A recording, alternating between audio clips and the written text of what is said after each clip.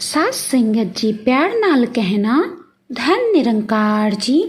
सास संगत जी आज फिर से हाजिर हूँ एक बहुत ही खूबसूरत और प्यारी साखी के साथ। उम्मीद करती हूँ आज की साखी आप सभी को बहुत ही पसंद आएगी। तो आइए आज की साखी सुने। सास संगत जी एक दिन शाम के समय में श्री गुरु नानक देव जी के दर्शन करने के लिए हिमाचल के साकेत शहर के राजा आए। गुरु दरबार में कीर्तन चल रहा था। रागी शब्द गा रहे थे, लेख न मिटिए हे सखी जो लिखिया करतार। ये सुनकर राजा ने श्री गुरु नानक देव जी से सवाल किया, महाराज अगर किस्मत के लेख मिटते नहीं हैं तो संगत करने का क्या लाभ है।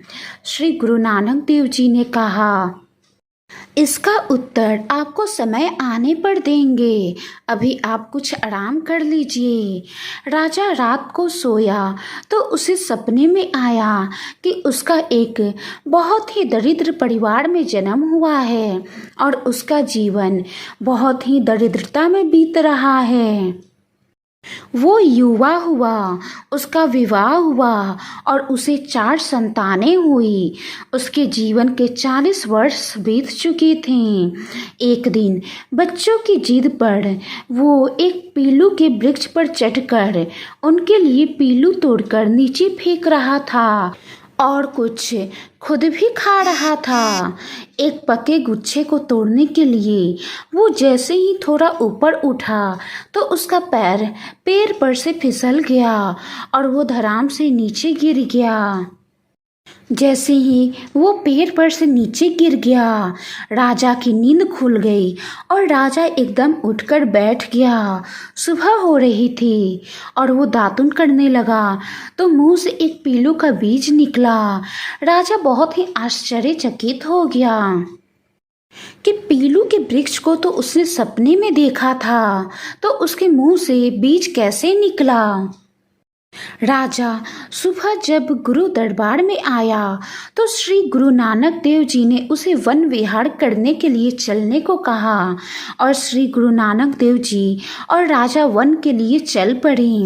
राजा वन में श्री गुरु नानक देव जी से बिछड़ गया और प्यास से व्याकुल होकर जल की तलाश में एक नगर में पहुंचा। सास संगत जी कुएं पर पानी भरती औरतों से जब उसने पानी मांगा तो वो डर से चीखने लगी। राजा बहुत ही हैरान खड़ा ही था कि कुछ बच्चे उससे आकर लिपट गए। कुछ बड़े बुजुर्ग और एक औरत उसे हैरानी से देख रहे थे। राजा ने उन्हें थोड़ा गौर से देखा। अरे ये क्या, ये तो वही लोग हैं जिन्हें मैंने सपने में अपने कुटुंब के रूप में देखा था। अरे ये बच्चे भी वही हैं जो सपने में मेरी संतानें थी, पर इनका अस्तित्व कैसे हो सकता है। मैंने तो इन सभी को सपने में देखा था।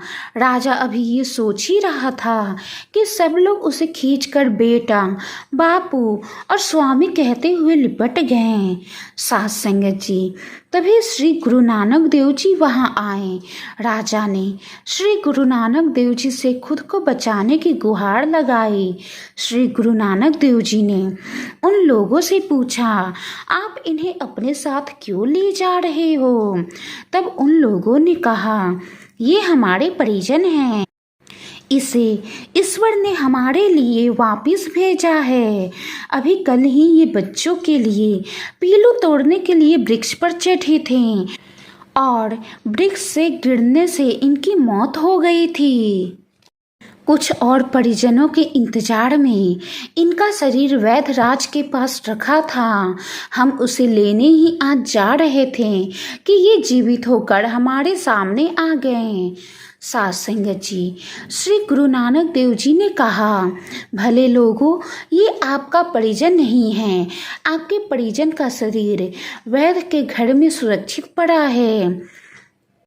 आप लोगों को अगर यकीन ना हो तो आप लोग वैद्य जी के घर में हमारे साथ चलिए। साथ संगत जी, लोग राजा और श्री गुरु नानक देव जी के साथ वैद्य के घर गए और हूबहू राजा से मिलती शरीर देखकर हैरान रह गए। उन्होंने राजा से माफ़ी मांगी और उन्हें विदा किया। श्री गुरु नानक देव जी ने राजा से कहा, राजन, तुमने कहा था ना कि अगर लिखा मिट नहीं सकता तो सत्संग का क्या लाभ। आप जो अभी देख रहे हो वो आपका आने वाला जन्म था, जो आपको इस जन्म के साथ कुछ गलत कार्यों के कारण भोगना था। लेकिन साधु जनों की संगत करने के कारण श्री गुरु नानक देव जी ने आपकी दरिद्रता के 40 साल एक सपने में ही व्यतीत कर दिए। साथ संगत जी, जिस तरह राजमुद्रा पर अंकित अक्षर उल्टे होते हैं लेकिन स्याही का संग मिलते ही वो राजपत्र पर सीधे छपते हैं, उसी तरह सत्संग का साथ हमारी मलिन बुद्धि को सीधे राह पर डाल देता है।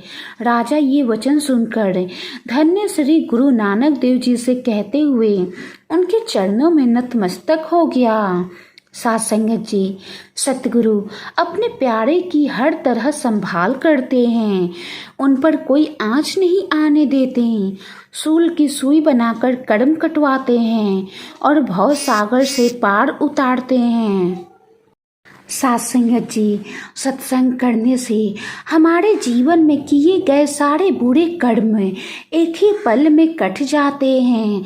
जिस प्रकार राजा के जीवन में किए गए राजा के बुरे कर्म राजा के एक ही सपने में कट गए। साथ संगत जी, आज की साखी कैसी लगी कमेंट बॉक्स में अपनी राय जरूर बताइएगा और वाणी में कोई गलती हो गई हो तो बख्श लेना जी। साखी अच्छी लगी हो तो साखी को लाइक करें, ज़्यादा से ज़्यादा शेयर करें और अभी तक अगर आपने चैनल को सब्सक्राइब नहीं किया है तो चैनल को सब्सक्राइब करें। साथ ही बेल आइकन पे प्रेस ज़रूर करें ताकि नए नए अपडेट्स आप तक पहले पहुंच पाए। अगली बार हाजिर रहूंगी एक प्यारी सी साखी के साथ। साथ संगत जी, प्यार नाल कहना, धन निरंकार जी।